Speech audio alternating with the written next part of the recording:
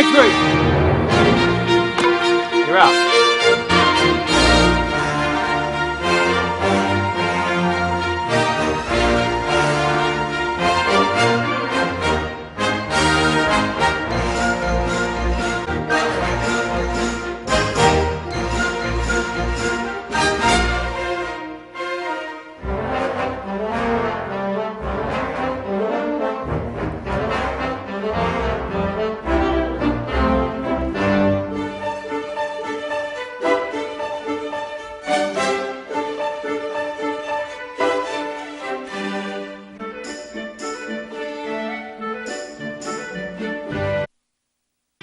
Dutch Reagan. With Reagan. Oh, yeah, here we are mixing baseball with politics again.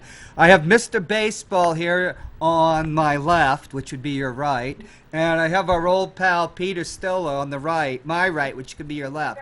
Who cares what their politics are? Hey, Mr. Baseball, how are you? I'm doing well. Hang on. Feeling okay? Doing well. Okay.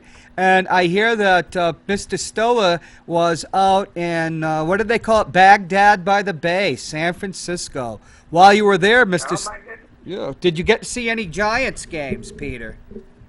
No, no, I was not able to. Actually, when we were there, they were not in town. Oh. We were there the first few days of July.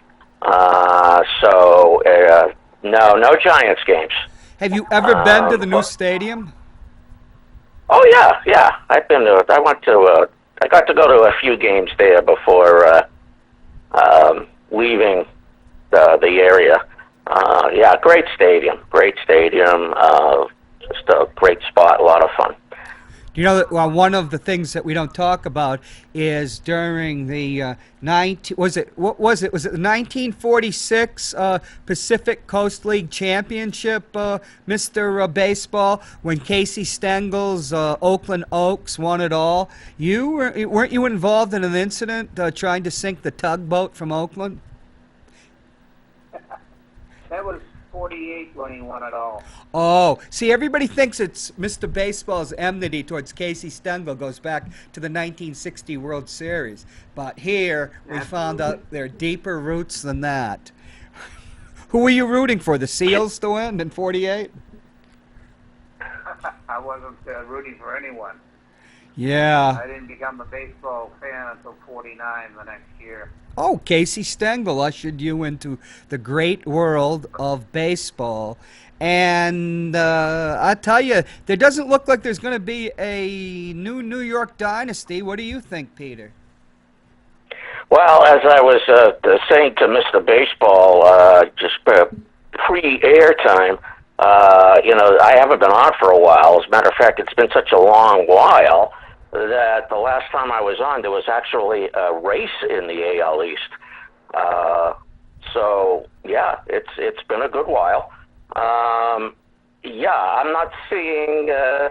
I'm trying to temper, my enthusiasm. I mean, obviously the 0-1 Seattle Mariners, are 116 that's like games. kind of what people are talking about in Boston. It's just like, yeah, this is great, and they'll probably have the best record in team history or anything. But I mean, if it doesn't happen in the postseason, then you're in for like a letdown. But how can you say now that they're not the best team in baseball, and by a wide margin?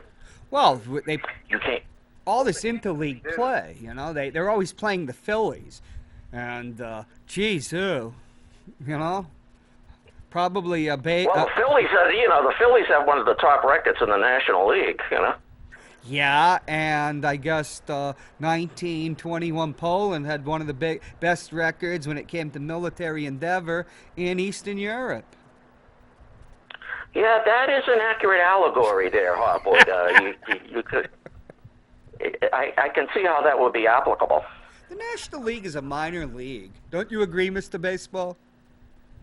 Well, not a minor league, but it's just Peter's right. The Red Sox are by far the best team in baseball. It's not even close.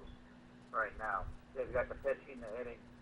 They've got two guys that are fighting for the MVP award, and they're just, you know, Islanders. I hear that.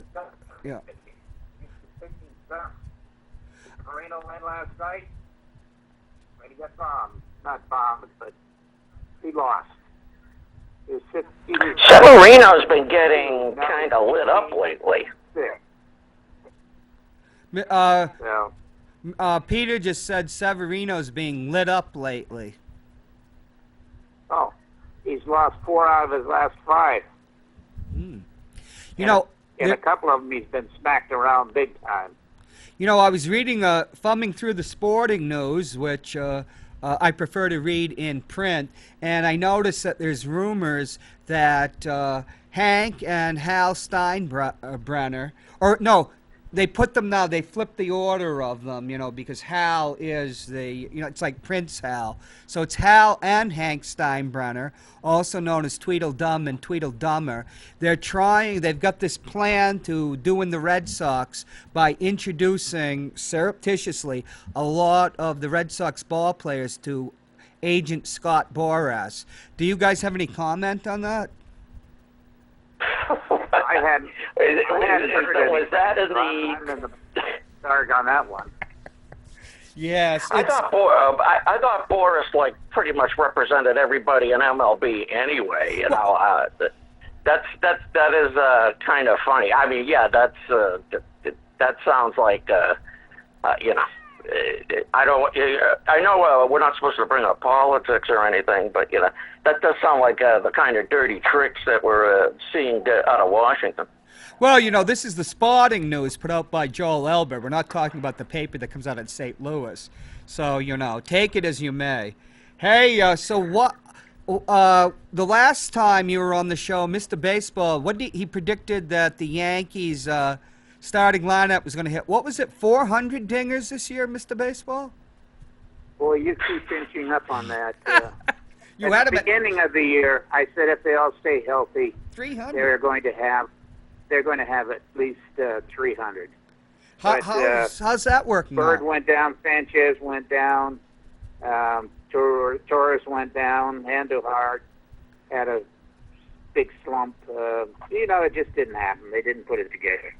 I know that if I had a kid with the power of Sanchez that can't catch, I'd play him at catcher since that's the position that wears everybody out quicker than any. What do you think, Peter? Well, you know, I mean, Sanchez looks like a career DH if there ever was one. You know, you would think that the Yankees would have like somebody to like you know backstop that. You know, they could pick up like any decent defensive catcher. You know, probably off the waiver wire, you would think. You know, but I don't know. For some reason, they're sticking with them back there, and you know, I hope they do for the foreseeable future. Yeah. You know, Casey Stengel, he used to put Yogi Berra out in left field often to give him a little time off behind the plate. Yeah, at the end of his career. Yeah, see, I mean, Not just his and career, there's one of your Mr. all-time Baseball. great catches, too. Mr. Baseball, I think the first person to ever catch like into the 150 games was it Bill Freehan of Detroit, and Johnny Bench started catching. I think he caught 160 games, and his career was over. You know, when you think about the Hall of you take Hall of Fame catchers and Hall of Fame outfielders. I just remember around the time Fisk was about to go in the Hall of Fame, and you know. He has, what was his record? 2,260 games. Where with outfielders, you'd have 3,400 games. You just couldn't expect people to catch as much as they did. And you'd think that, you know, the lessons of the 60s and 70s would show that. It's a very demanding position. Well, Fisk had a long career. Yeah, but Johnny Bench was through it. He retired. When was he essentially through as a catcher? When he was 33? You know, I don't. Like you know, yeah, you know. Yeah, he was. I don't really recall like how long Bench played, how old he was, but I'm just you know, talking about. I mean, there are certainly records of guys, you know, catching for a long, long time. And when Fisk was Because here, and I'm pretty sure when he was in Chicago too, he was like almost an everyday guy. But that they don't make him they don't make him like that anymore. well, the point is look what Don Zimmer did to him in the '70s. Wore him out. I don't think he was. You don't catch 160 games. You just don't. No, that's that is. Look at Thurman Munson getting worn out. But my point is, the point is, and in the Hall of Fame catchers, there are 1,000 games less than your outfield that has a comparable career. The point is, why would you put this kid coming up at such a demanding position? It's not exactly like this guy's Jim Sundberg, you know what I mean? Or Johnny Bench. Well, Hopwood, look at it this way: somebody's got to catch. Yeah, that's why they created. You have to And are you saying that you shouldn't expect any offense out of your catching position? No, I say that Johnny Bench was a catcher and a Gold Glove catcher that could hit 48 home runs, and that meant something. You don't take some kid that can't catch worth a damn and put him as a catcher. It doesn't make any sense at all. I don't get it. Well, in Sanchez's case, I agree with that. But we're not talking about Pudge Rodriguez. We're pretty good defensive players too. I mean, right, and but this is not a catcher. I just think the Yankees are a screwed up organization. Although my friend Mark Stern last week made the point that, but for the Red Sox, the Yankees would have a pretty solid team. Well, look at it this way. I mean, they're probably going to end up winning, close to 100 games. Right. They'll really probably good finish team. around 95 wins, maybe. They're going to have Judge back in a couple of weeks, and Yeah. So they're going to have a record that most seasons is going to win you a lot of divisions. Oh yeah. It's just they're in the same division with a team that's having an historic season, and so it doesn't look good in comparison. But I'm not gonna here to poop on the Yankees. That's what you said you wanted. You said you wanted to be on to do that. I wanted to, provoke Mr. Baseball and point out that the Red Sox are far. The Red Sox are a much, much, much, much, much better team.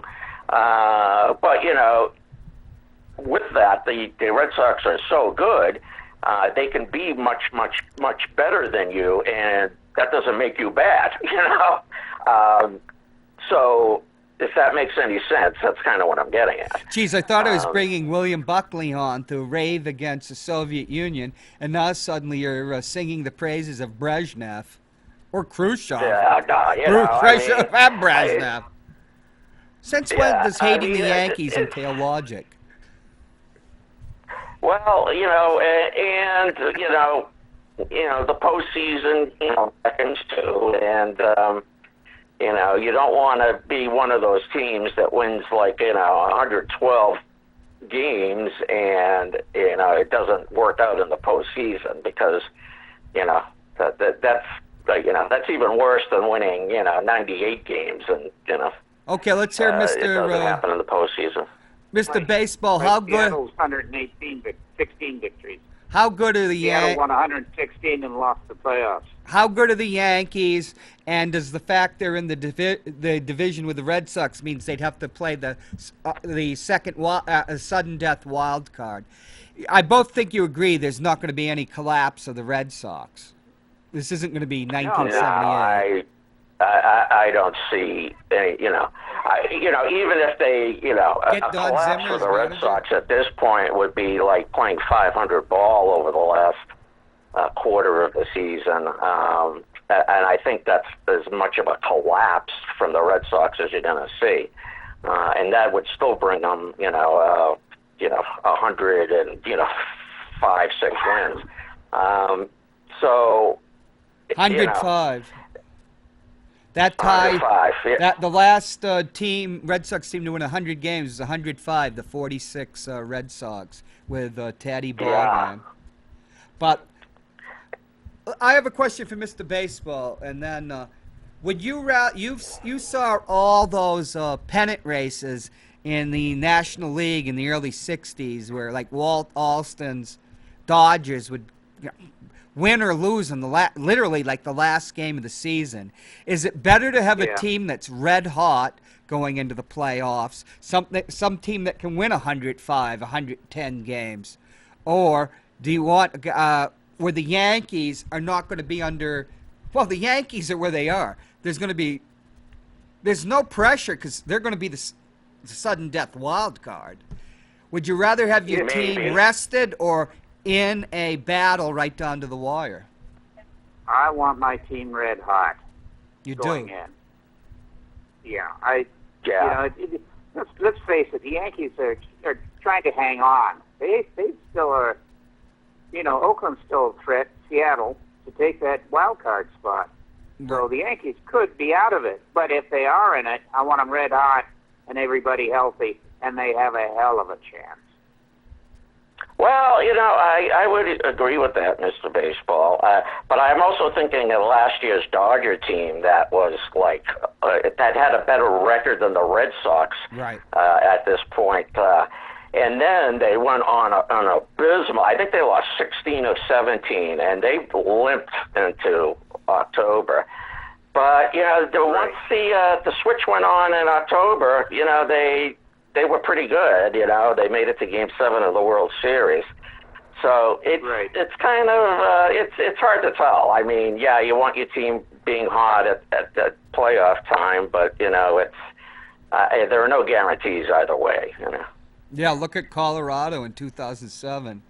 Hot, hot, hot. That's stone cold. Yeah. But that was the World Series. Yeah, well, yeah, and if you still ask them, it's just like they had to take a week off between the end of the NLCS and the World Series, and they said, "Oh, we lost all our mojo," you know. It is something that is true. I remember Pete Rose talking about '75, the rain delays, the rain. Remember? Before they could get to Game 7. And he said it was so hard to keep in that moment, you know. You're coming off a game, you know, particularly after losing Game 6. But they did it. Right. Yeah. But, they raise a point. You know, the Yankees, you know, they're not, you know, that wild card spot for the Yankees isn't etched in stone. My beloved Elephants are really charging. That means the Athletics to everybody. Not from Oakland. For the White Elephant. And that's my the A's have like always been my second favorite team in all of sports. My favorite non-Boston team in all sports has always been the A's. But anyway, I thought that was the Kansas. And the Yankees are going to have to play well down the stretch just to keep that wild card spot, I think. I thought your favorite team outside of the Red Sox was the Kansas City Bombers, the roller derby team with Raquel Welch. Well, you're right. That's I was talking about I was talking about the big four major sports in which roller derby for some reason is not one of. Yeah, how sad. Did you ever go to a roller derby, Mr. Baseball? No. Why not? I don't watch that phony stuff. Watch it. You could go to them. They were held in arenas. Yeah. Well, why would I waste my money to watch something that's set up phony, just like wrestling, pro wrestling? Oh, no. Because it's Raquel Welch on roller skates. That's what. See, I'm going to have a panic in most instances, I'd go see her, but not the rest of the Bombers. Well, you know, great moments in sports histories, you know. What can you do? Let's not get to my favorite non-Boston sports memory. What was the? Was it the World Football League? Was it Larry Zonka in Honolulu that fell on the field and ripped his finger on a zipper in the field? It's not going to get out. We ought to start our own baseball league. And then shake down the rest of the league for money.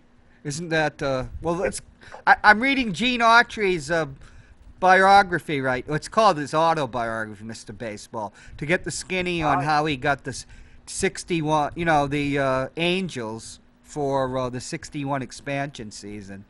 Basically, they just didn't want to give it to the other team, and he was sitting there, and they said, do you want to have the team? But that's a whole other story.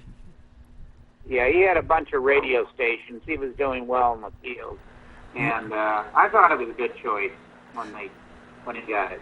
Well, I think... I was a huge Gene Autry fan as a kid. Oh, jeez. In the 40s. And I worshipped him. He was Singing just, cowboy folks.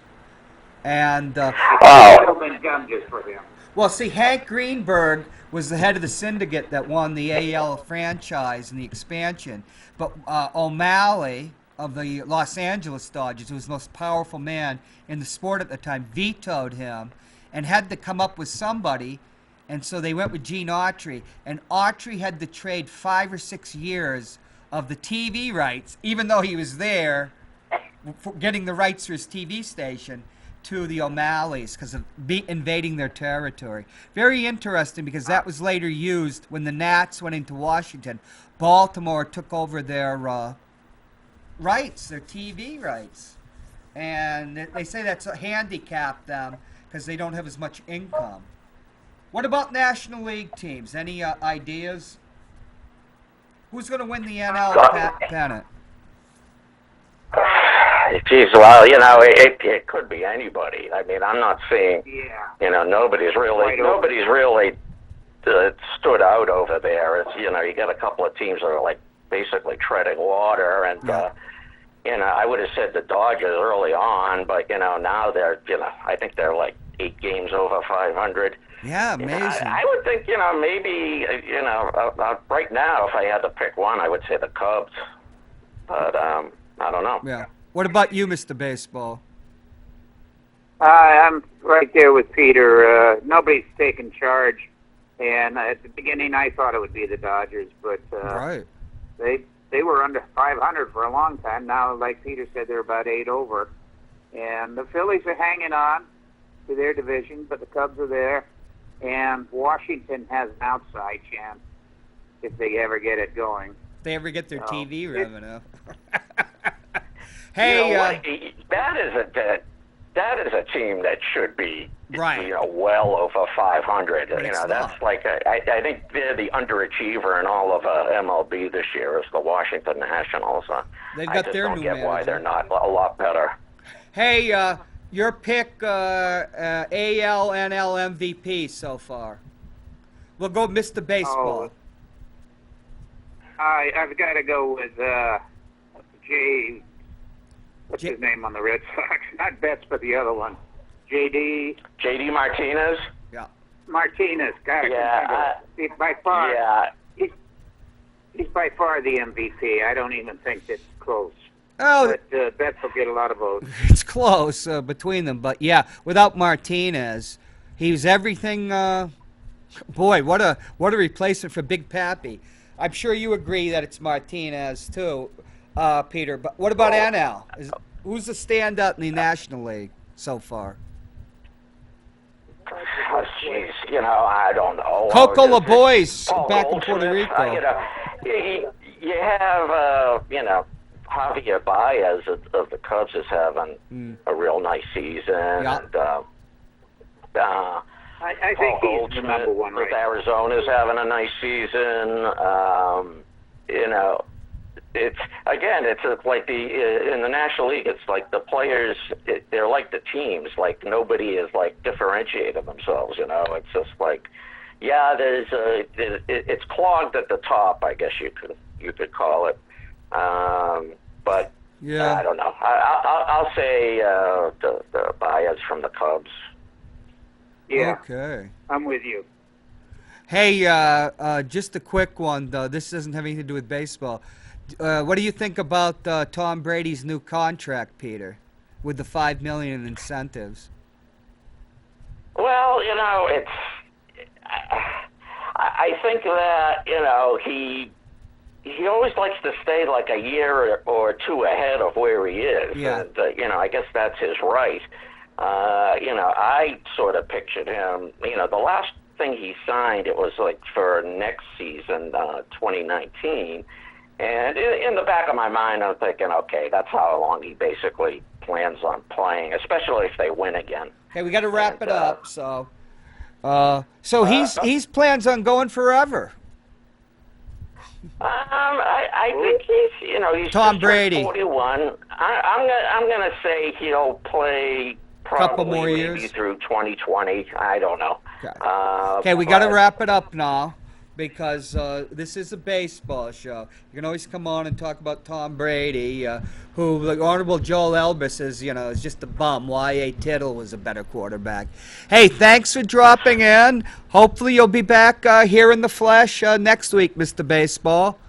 I hope so. And keep I swinging. really hope so. I hope I we're will all do. here. Keep Yeah, I hope swinging. we're all-